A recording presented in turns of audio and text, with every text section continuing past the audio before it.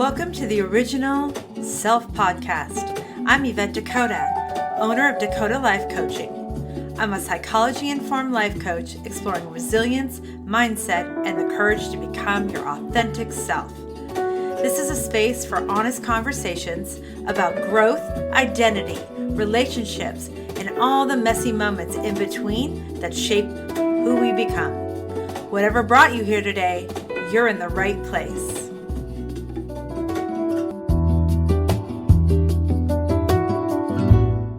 Time, I've realized that beneath all the noise of expectations, criticisms, and life's pressures, there's a version of ourselves that still exists.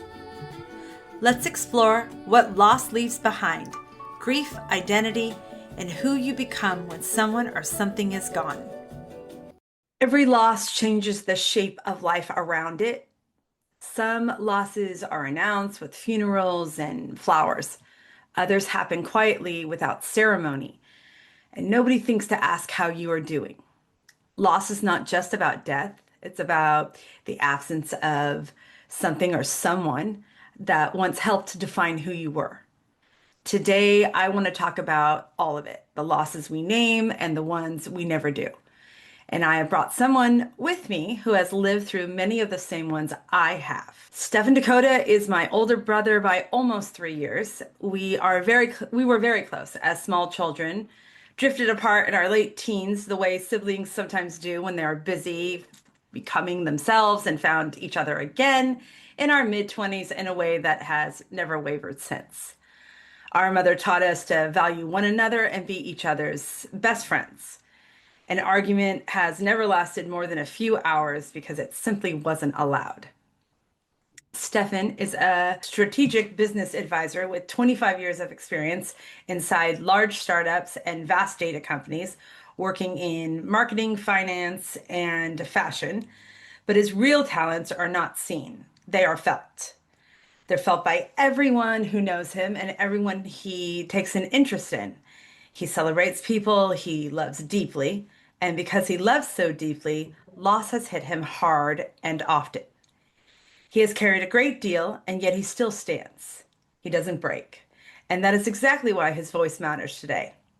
Hello, my brother. Are you ready to speak to me? As ready as I'm going to be. Let's start with a grief nobody names, specifically losing a friendship. When we lose a friend through a huge fight, rupture, a ghosting, a slow drift, or a death where circumstances keep us from being present, we are left holding a grief the world doesn't have a name for. Dr. Pauline Boss, a family therapist and researcher, developed the theory of ambiguous loss. Ambiguous loss describes a grief that has no clear ending and no social recognition. The grief is real but receives no permission to exist. Losing a friendship fits this perfectly. There's no formal goodbye. The world does not stop to acknowledge it, but the pain is real and a shift in identity often follows.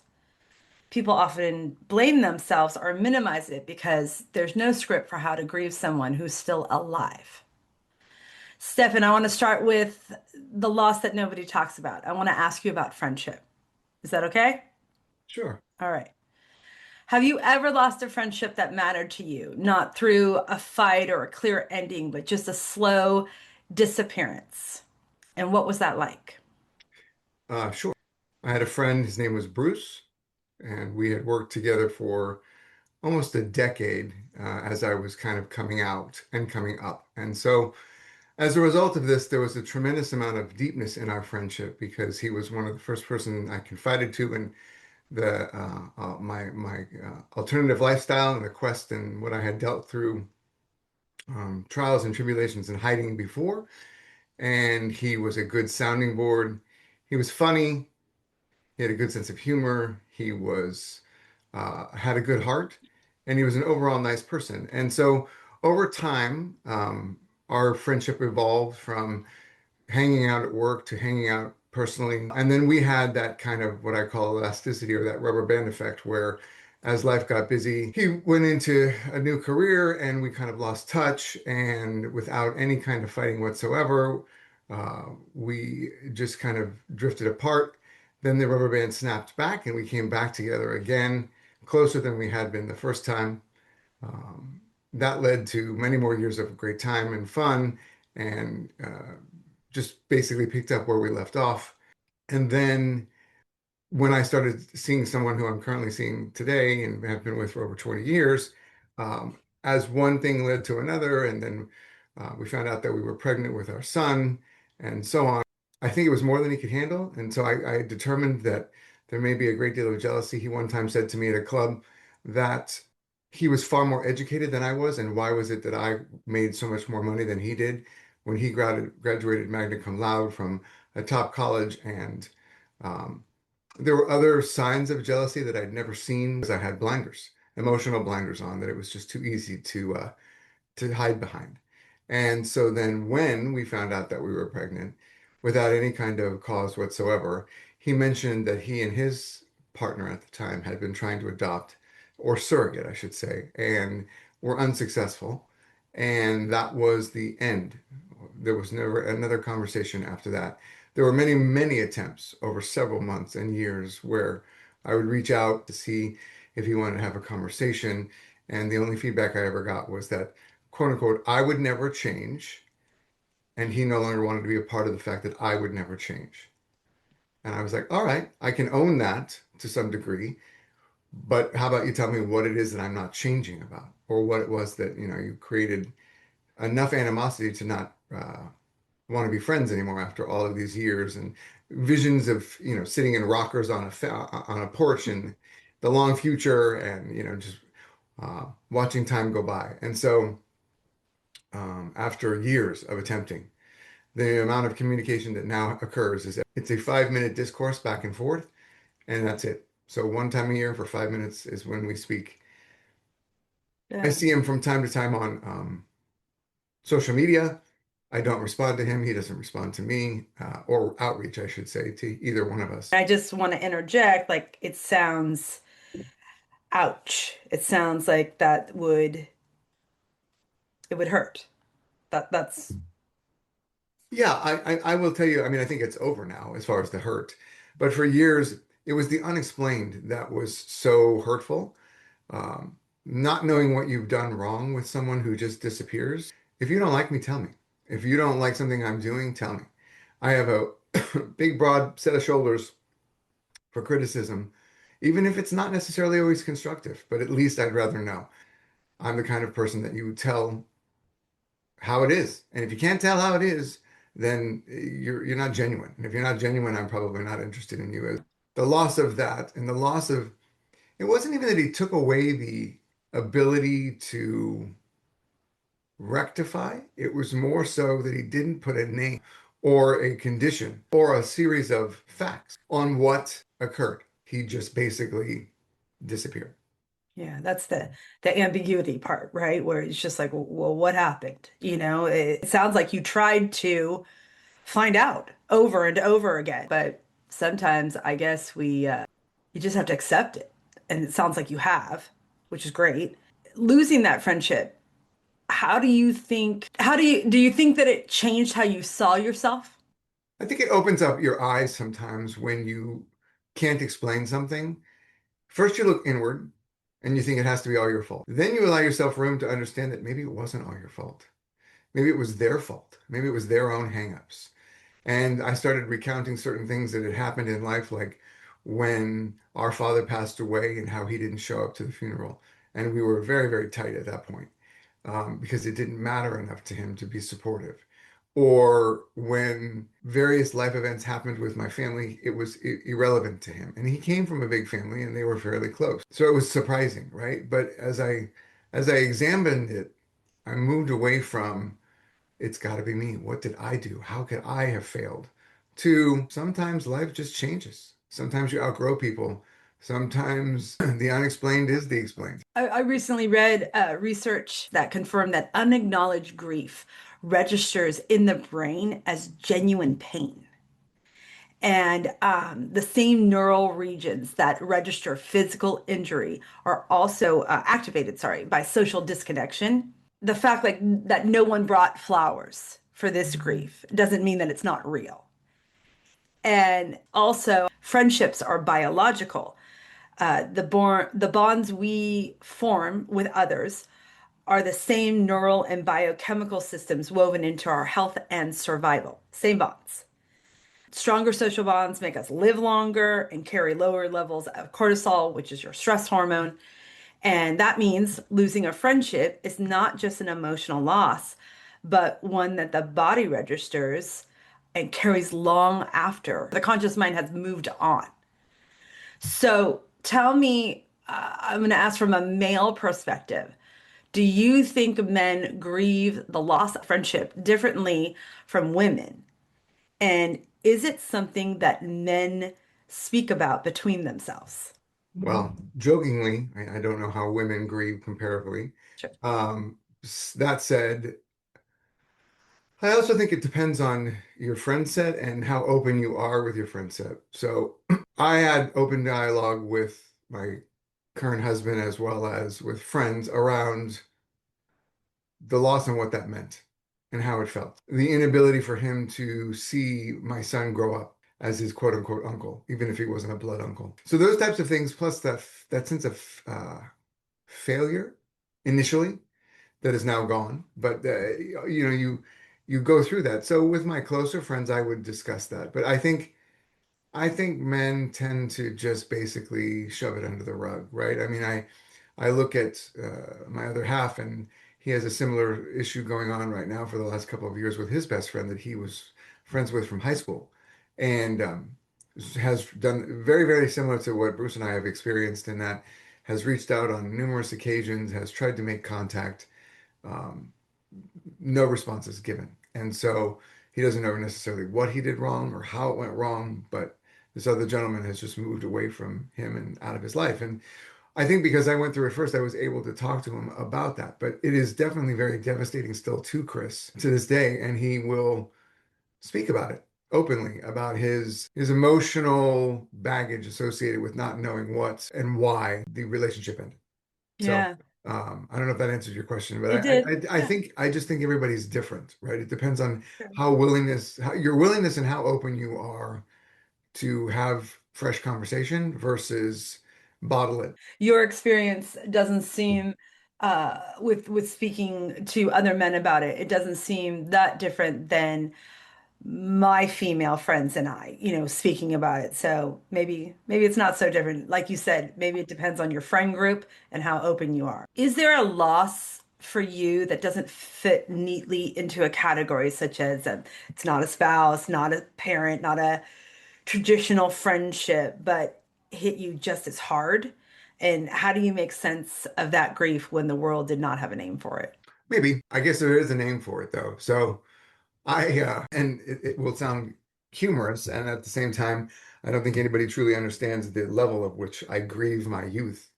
Um, So, it's that has a name for it though, right? Which is aging. I don't like getting older. Where did my youth go? I would say that that kind of morphs into, I think a big part of that loss though is maybe something that does not have a name to it, which is the loss of my educational ability. I'll put that as the naming convention. So I worked very hard to get into a top school that is now one of the hardest non-Ivy League schools to get into, which was UCLA. I did extracurricular work. I went through junior college, etc. To get in. I got in, I got accepted, and couldn't go. Um, the reasons for why I couldn't go are irrelevant, but I couldn't go. And so it was incredibly disappointing and stuck with me for decades. Made me feel inferior at work, made me feel like I always had to work twice as hard, made me feel like I had to prove myself twice as hard to show that I was just as educated, just as smart as someone who had gone to one of these top schools. I mean, in essence, maybe made me very successful because it put such drive into me of never wanting to feel like a failure, but I had a lot of resentment and I felt unsupported. And so as a result of all of those things, I think the loss of my education capability makes me think sometimes would I have been even better? Would I have done something even greater with my life? I don't regret where I'm at with my life, but would I have done something even different? And I don't know, maybe not, right? I've been very successful. So, um, I'm happy with who I am and where I'm at. Uh, but could I have been something even greater? But it's interesting that you took those emotions and put it into a drive and a motivating factor that it may have taken longer, but you still reached a level that people that do go to college reach. I don't know if it was better or not. I don't know if you would have been, quote, better, but it does seem like that drive really got you to where you wanted to go. Possibly, yes. I mean, I think it must have had played a part, but at the end of the day, if you look at a lot of the very successful people in business, many of them, high school is their top education level, and some college or what have you, but they're not all these big grads of these prestigious schools. They just had ideas or brainstorms, or a lot of them were college dropouts where they had an idea that, became wildly successful. We grew up in a household where college was not pushed. And we also grew up in a household where the fear of loss, and in this instance, I will identify the fear of loss as a very supportive mom who didn't want her children to be too far away from the nest, and a very unsupportive father who didn't think that education was all that because he didn't have one and he had done decent with his life, right?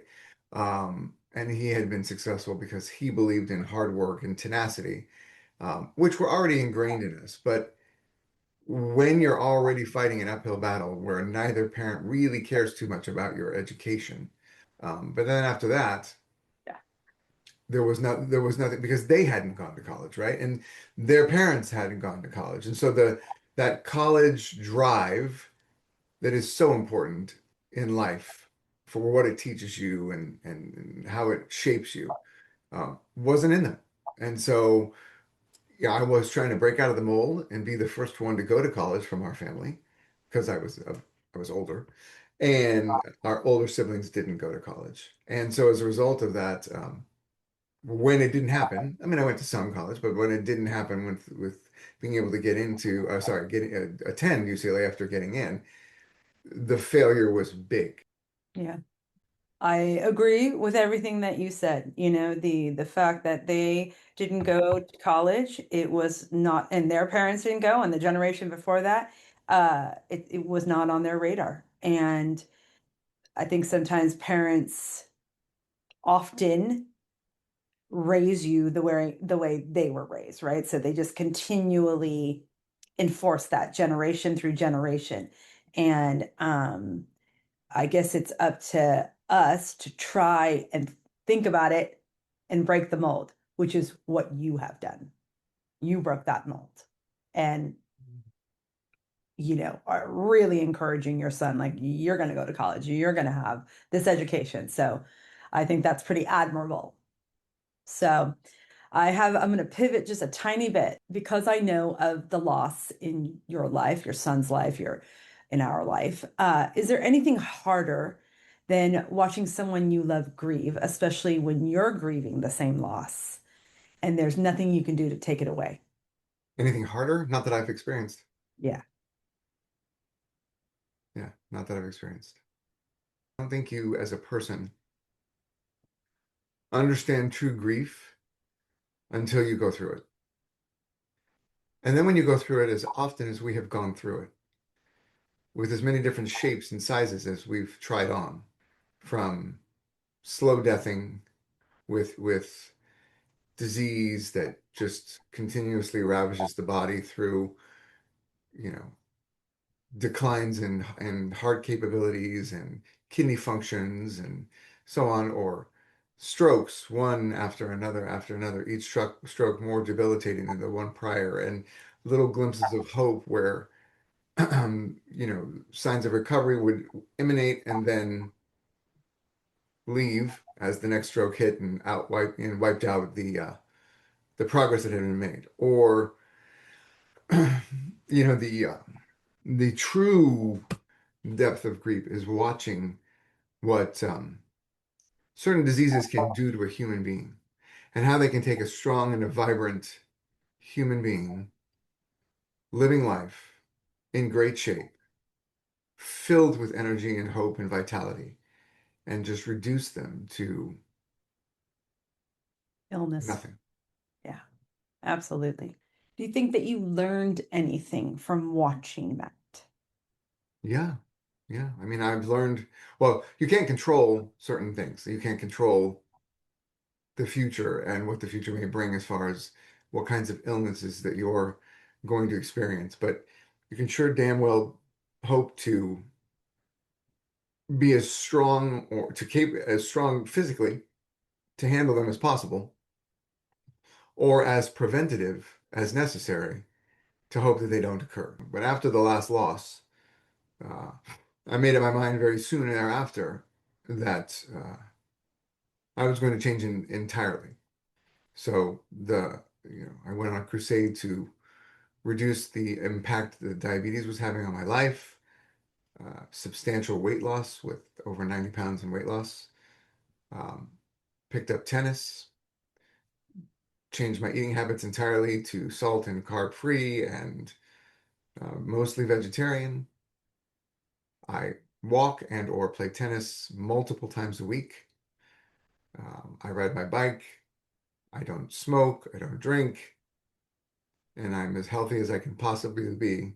The impact of it is I no longer feel like I was feeling. I don't feel, I feel so much different and so much more healthy. No, that's very positive. That's, I think sometimes when we see the death of loved ones, I think it could spiral and it could just make you, I don't know, go into a depression, not take care of yourself physically, mentally, emotionally. And so I applaud you for turning it around to a positive reaction.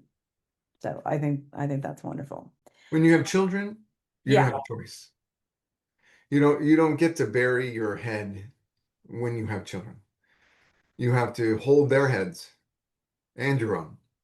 You can grieve in silence. You can grieve in privacy.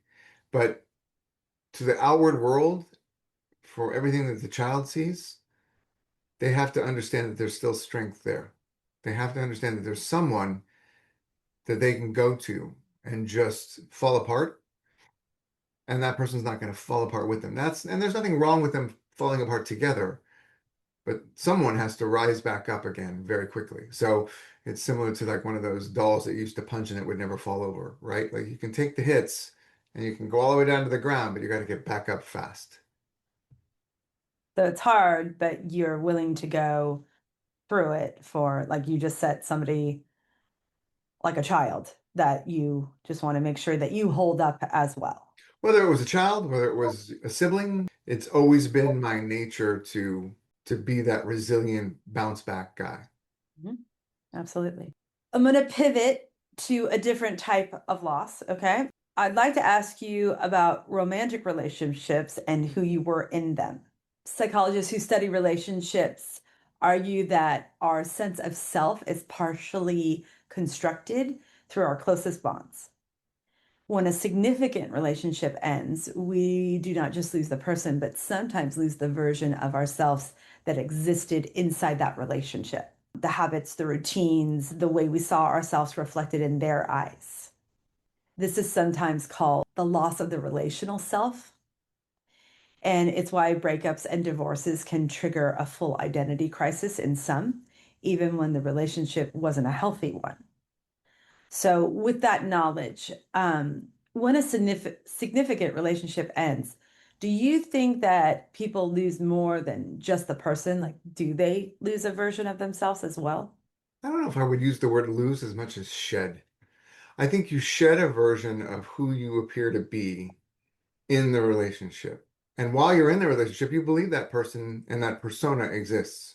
And so for me, three really long-term relationships and a lot of dating in between. And with the first relationship, I was young. It was fun. It was so much fun. But it wasn't going to mature because I wasn't ready for it to mature, right? So that loss was a loss of fun. With the second relationship, it was a lot more, it was a lot deeper. There was a home that was purchased in conjunction together. Like life was being established, roots were being laid, bricks were being laid down for foundations. And very close to the family of my other half at that time, but just a different kind of first. It was the first experience. It was the first experience at being with somebody whose family completely and totally openly welcomed your lifestyle and who you were as a person, and they liked who you were as a person, and they validated who you were as a person, and they enjoyed being with you as much as you enjoyed being with them and such. That wasn't from your own nuclear family. And so as a result of that, that loss was, again, I'll call it a shedding. So I shed some of the baggage that was associated with the relationship that had gone south. But sometimes when you pack those bags, you overpack, and in that case, I overpacked by not really having much to do with the rest of the family, his family, for quite a few years, just because it was too uh, close. It reminded me of him. And unlike the first relationship where when it ended, I was sad, but at the same time, we're still friends, we still talk. The second relationship, we have spoken maybe once or twice in the last 20, 30 years. And most of the times when I had seen someone for a few weeks, a few months, several years, etc., we've remained friends. With this particular one, I have no interest in remaining friends. Um, there was a hurt that was to the core of like it definitely feels like a little part of your heart was cut out, um, but it grew back, or it filled in with my current husband, who I've been with for 20 years. It filled in with family, friends, children. Like it just fills in. So your certain body parts of yours regenerate if they're cut out. Others do not. Your heart, we all know, does not regenerate physically, but emotionally, I think it can regenerate very quickly. Um, you just got to give it the time and the space to do so. Yeah, I agree with that. How do you think you started to find your footing again? Like as it was empty, maybe starting to fill in, how did you maneuver that? Yeah, I sat at the house probably 3, maybe 4 years after. And my life had evolved to where I would go to work, I would come home. For a period of time, I would go on walks and so I occupied my time by not dating and not really putting myself back into the environment to be vulnerable or hurt again. So I was online looking for a dog, and I found the dog um, that I was going to get. And as I was online back in those days, AOL was the only chat messenger that we had, and Bruce, so he uh, did an instant messenger of, "Hey, what's up?" And that led to a 4 hour back and forth conversation.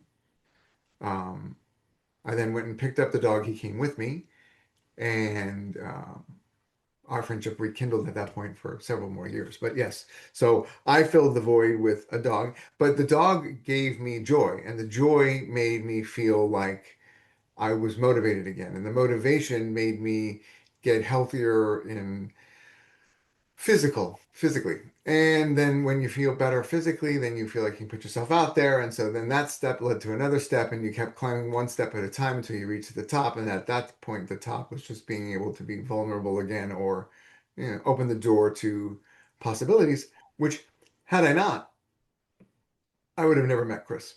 So Yeah, I like that, getting that animal, that unconditional love from an animal is what like started to open that door of climbing the first step. So I love that. I wasn't looking for unconditional love from the animal. I was looking to love something. Right. But you do get it. I mean, you don't even have to ask for it. You get it. So I don't know. I think that's very healing. I like that. Is there a version of yourself from a past relationship that you miss or one you are glad is gone? I used to be really funny. Yes. Somehow over time, I'm not. I mean, sarcastic, sure, but funny. Like I used to be quicker witted, and I don't know. I used to be funnier. I think life has played a toll on my sense of humor. So I miss that guy that was funny. Would you Um, equate funny with lighter, and lighter emotion? yeah, life wasn't so complicated, right? There hadn't been so much loss. There's life gets you're as you age, life is supposed to get less complicated, and I don't know if that's always the case. I think it gets more complicated, especially if you're in my brain and you constantly can't stop thinking about things and running scenarios and running numbers and looking at this and looking at that and what ifs, right? Like I don't calm easily. Life is a lot, and it has been a lot for 20 years. And which ironically is the same amount of time I've been with Chris, and that's not the reason why it was a lot. Um, in case he's listening to this down the road, I don't want him to equate the two. But life, I just think I was funnier. So I miss that person, or I kind of grieve who that person was. In general, I'm a lot calmer. I let a lot more roll off my back than I ever had before. So I don't miss the person that was always so amped up and played such an amazing long game to try to figure out how to make sure that they never experienced loss or that they didn't experience fatigue or refusal or blocking or anything that may come from making the wrong move and negotiating, having to deal with all of the emotional um, fatigue that comes from having to manage everybody. I'm no longer everyone's handler. I'm just my own handler. I'm a lot calmer at being my own handler. I finally have been able to release it to the fact that you do you. I mean, I say it all the time, but you do you, you live your life. I'm going to live mine. That sounds very freeing. It's incredibly freeing. Yeah, yeah. That's I would assume that the answer to that question is you are glad that that need to manage, that need to always help is quieted a little bit more. Yeah, Absolutely. yeah. Continuing bond theory is grief was understood as a process for a very long time. You move through the stages of grief. It's a theory by Elizabeth Kubler-Ross, and she gave us the 5 stages of grief: the grief, the denial, the anger, the bargaining, depression, and then acceptance. They were never meant to be a linear checklist like many people treat it as, like, oh, you're in the bargaining stage, you're in the depression stage, right? And all of those stages do happen. I just don't think they happen in a straight line and then you're done grieving, right? Continuing bond theory challenged the idea that healthy grieving means not detaching from the person that you lost, but instead that we can maintain an ongoing relationship with those that we have lost, carry them forward with us in how we make decisions, who we are becoming, but not just abandon, like, well, now they're gone. So losing a parent also removes the people you've known the longest, the witnesses to your own story, and that particular absence reshapes identity in ways that take years to fully understand, or if we ever fully understand it. So this is the one I would like to sit with. Probably it might be the longest. We've kind of touched on it, but losing mom and dad changed both of us. And I would like to hear in your words, provided we don't start blubbering and mess this whole up, mess this podcast up. When we lost mom and dad, how did it change you? Not just emotionally, but in terms of who you are. Well, I think it's independent. The loss of dad, I mean, you never want someone to leave and you never want someone to move on. But the loss of dad it didn't impact me the way that it did our other siblings. It just didn't. I mean, speaking raw, he didn't matter to me, right? I mean, we didn't have enough of a relationship to where that sense of loss was great. I would actually even say in some degree, I felt relief, and I felt relief from my mom, our mom, because she was no longer trapped as a caretaker. She was free. She was free. She could grieve, she could be sad. She had children with him, which I get. There's a bond that after the children are born, you can never take away the bond of having a child together. And so that from my own personal vantage point, I don't want to be heartless, but at the same time, it just didn't matter. It didn't matter the way it did to others. And I know I've said that before, but so how did it change me? It made me feel a little bit more responsible, I guess. Being the sole male in the house now, with a sibling. So yeah, I mean, he's been gone what since 20? So I mean since 2000. So he's been gone 26 years, and this year I actually almost forgot on the day that he passed and remembered, but I remembered late in the afternoon, and I didn't even know. I didn't normally I write the siblings and and say something, and I didn't. Again, that was more about taking care of myself, but it was like I just didn't. I had a sibling who um, I think went through it in a way different way, right? And I watched the grief that kind of going back to something you asked earlier, how men grieve differently. I think that our older brother had a tremendous amount of grief for the loss of dad, um, but couldn't show it. And so maybe showed it to his wife, right? But couldn't show it outward. And so I think it really ate him up. Um, and I watched what it did to you, and I know I watched what it did to Roxanne. When you lose a mom, I think, well, first off, I don't think grief ever goes away. I think that you grieve every day. Some say, you hear people say all the time, oh, it gets easier. It doesn't get easier. It never gets easier. It's just the triggers are not always as prevalent, right? So what used to be everything, every moment, every day becomes not as frequent.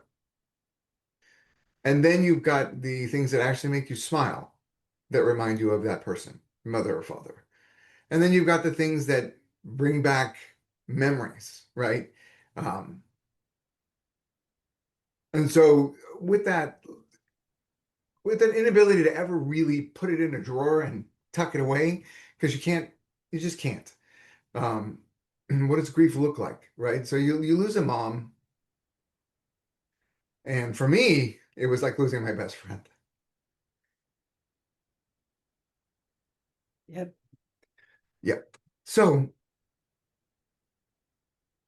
there is a lot of time when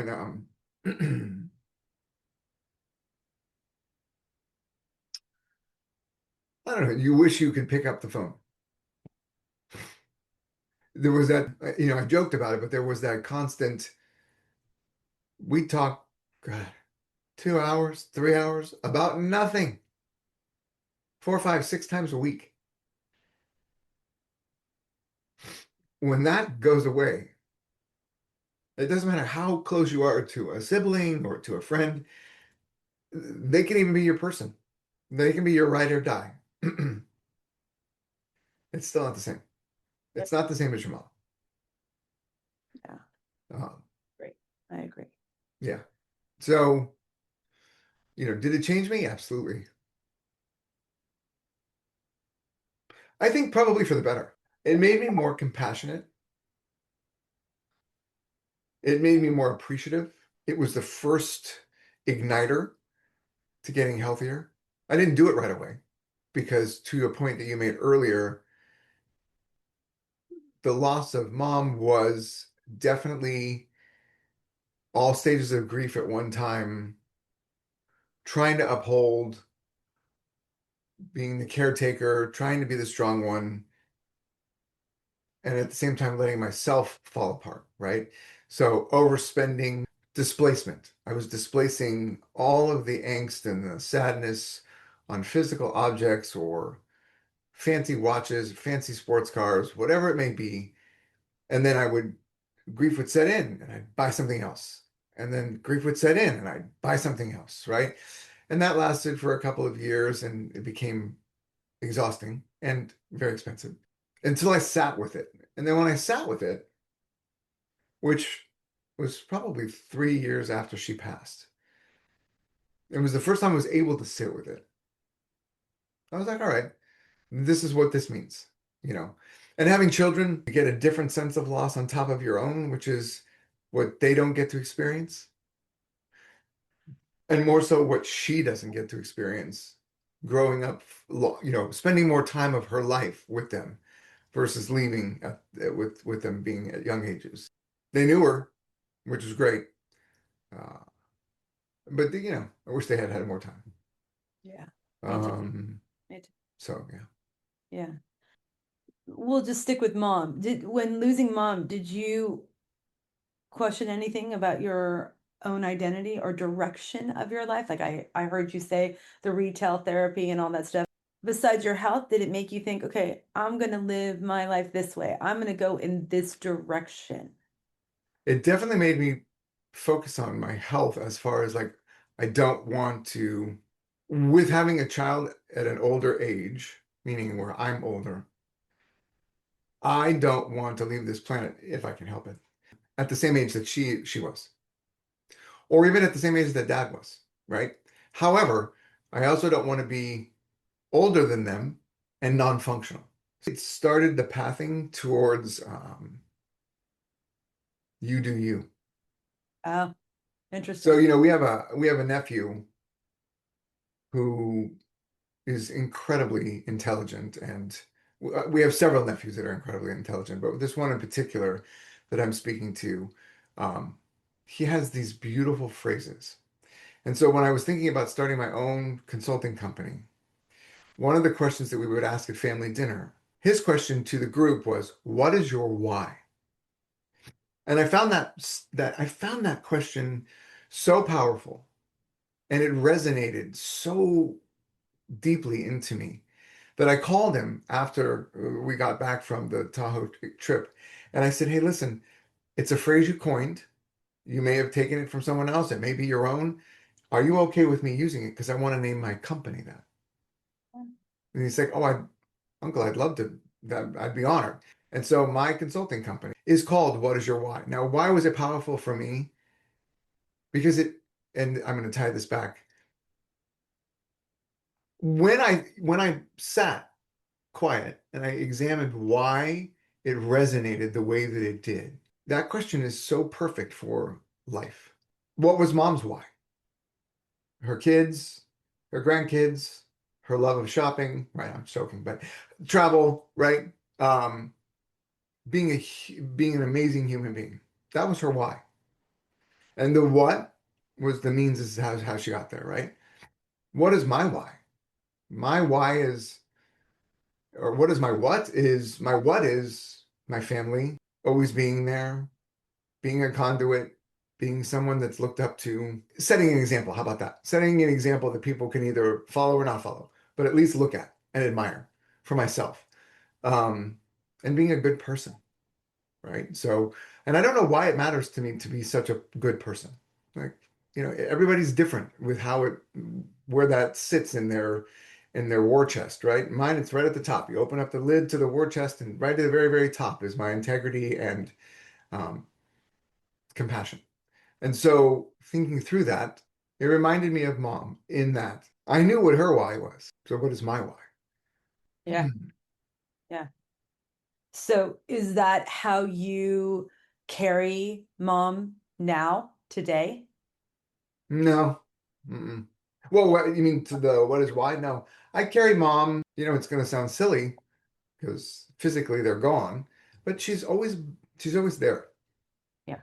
I don't think about her every hour like I used to, but she's always there. She's just there. Yeah. Yeah. I like that. I think that's lovely. Anything more you want to say about that? No. Okay, good. The grief that's created by both parties, both friends, whatever it is. We spoke earlier about ambiguous loss, right? The grief that has no ceremony, no clear ending. Outgrowing someone you love falls into that same territory.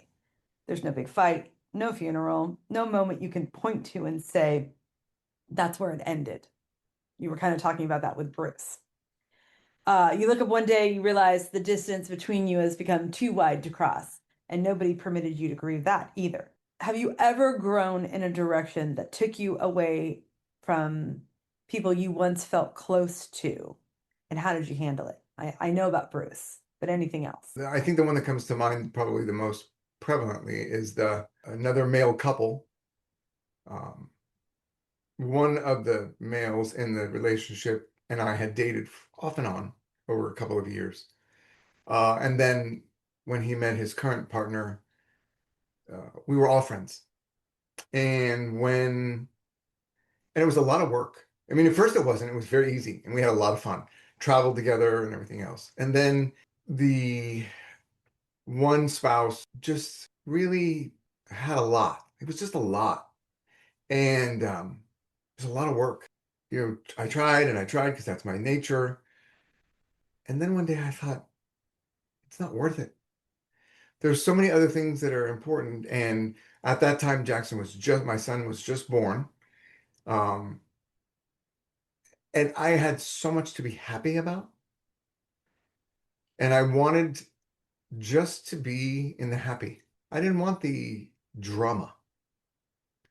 So I moved away from it. And I don't regret it. You know, I don't I think about the first part, the other half, which is the person that I dated for a few years, off and on, from time to time, just how he is, and hope he's well. But they were toxic in ways that it took me a while to realize, and not harmfully. I mean, toxicity is harmful, but they were toxic to my inner happiness. Yeah. They weren't toxic people. They just were creating a toxicity in my happiness. Is there any guilt in that, in the walking No, away? none. Good for you. What would you say to someone in the middle of that right now, like outgrowing people they love, but unsure how to move forward? What would you Move say? forward. Move forward. Don't look back. Let it be what it's going to be. It's going to have highs and lows. It's going to feel really awkward and really uncomfortable, and live through that awkward and uncomfortable. Embrace it, digest it, expel it, right? Just go for it. You'll be so much happier on the other side. I think that's sound advice. I like that. We've come to the very last section. I'm genuinely moved by your willingness to be vulnerable and authentic.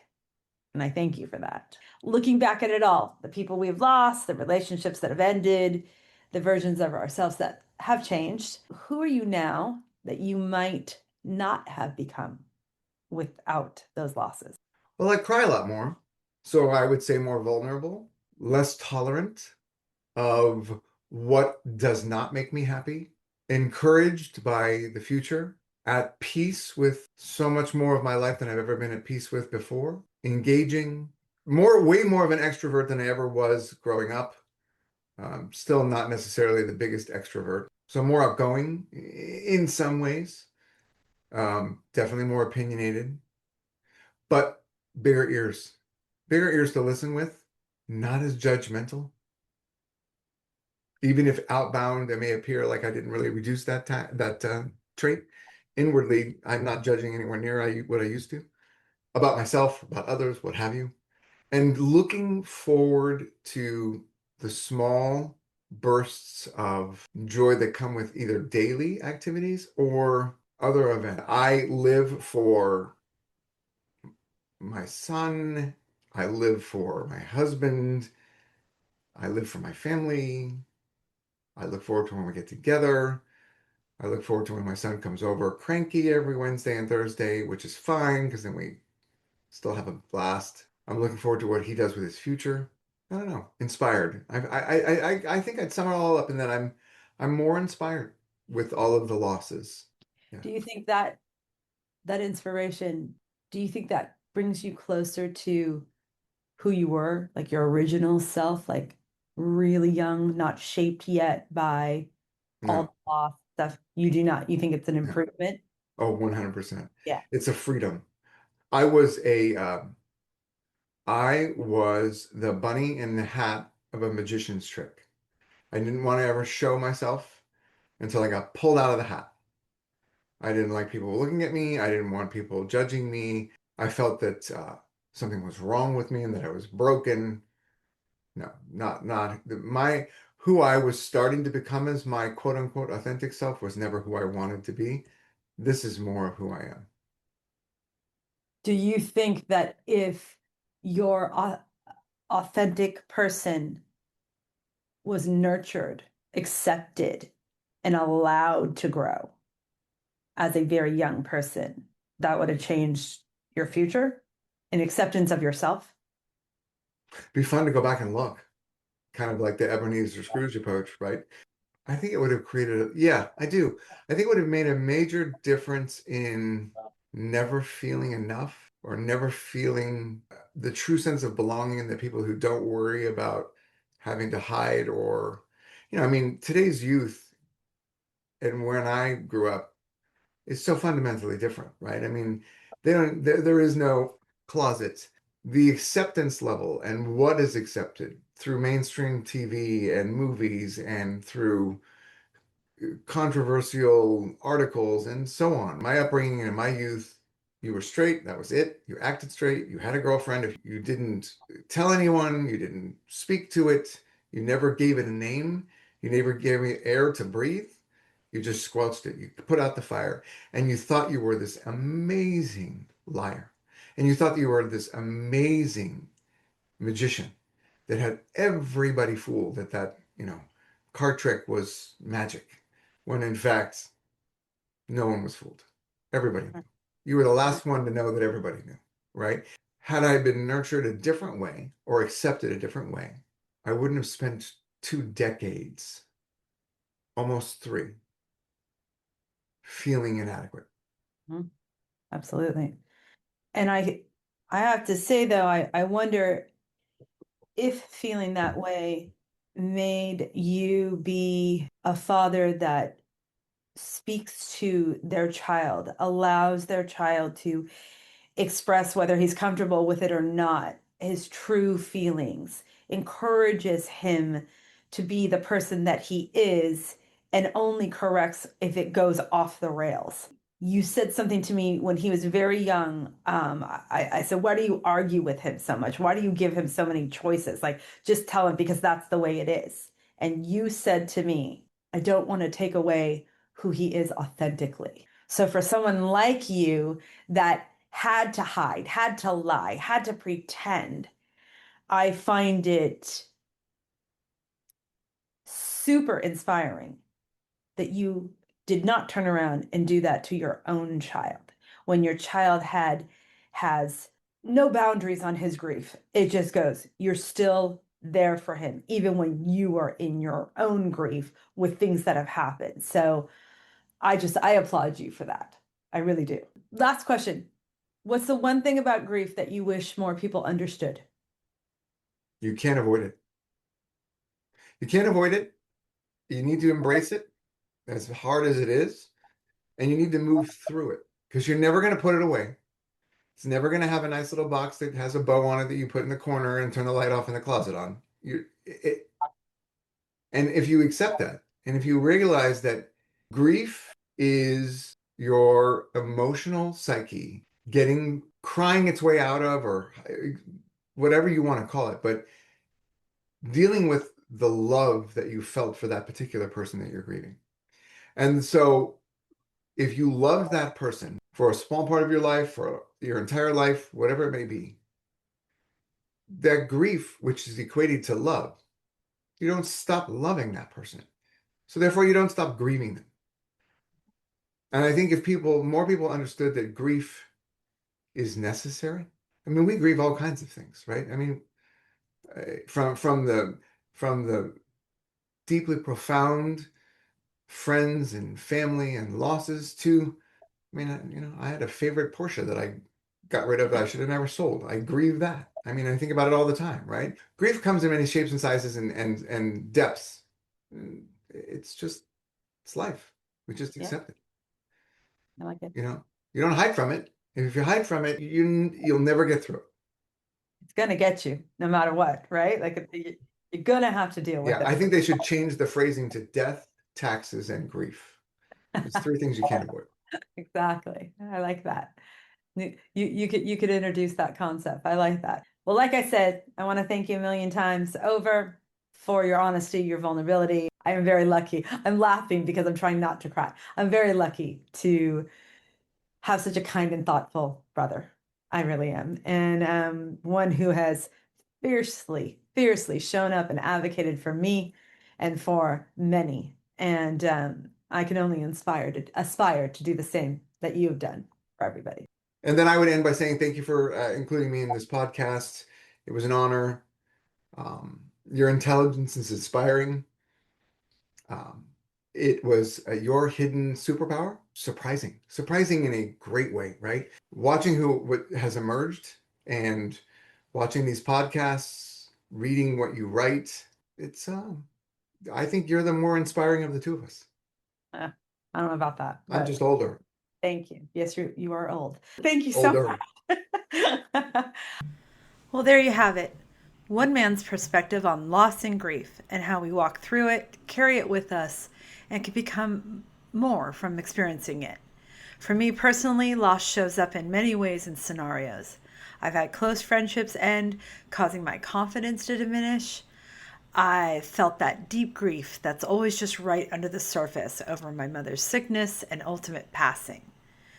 When I lost my mother and father, I realized that I was an orphan.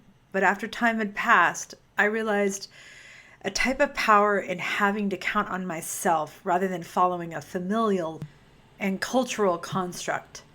I know that loss left behind a part of my innocent original self, but merged most of her with a stronger and more able self. What Stefan and I share today is the kind of insight that doesn't come from a textbook. It comes from living. And I hope that somewhere in our words you heard something that sounded like your own story.